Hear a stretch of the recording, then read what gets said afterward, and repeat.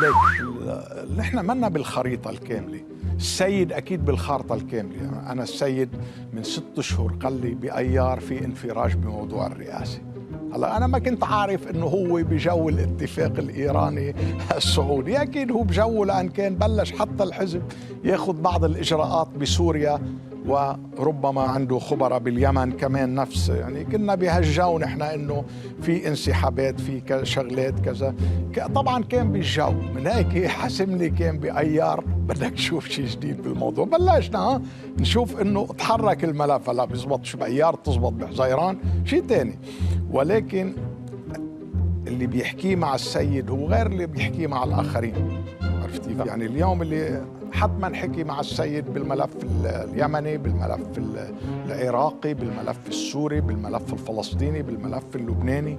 وأنا بعتقد زيارة عبد اللهيان اليوم على الحدود الفلسطينية ليؤكد بأنه هذا الأمر لم يتغير فيه شيء باستراتيجية السيد الخامنئي، اللي هي استراتيجيته هي وضع بتوافقوا أو ما بتوافقوا شيء تاني، وضع أسس إنهاء إسرائيل.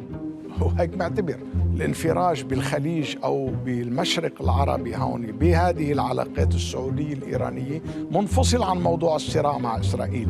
يعني حتى ما كمان حدا يفكر، صرت اسمع بعض الناس ما في أتفه من هيك، أو بعض اللبنانيين هذا بيقول لك انه جمعة الجاي رح يسلموك سلاح من حزب الله، وهذا بيقول لك انه انتهى الموضوع.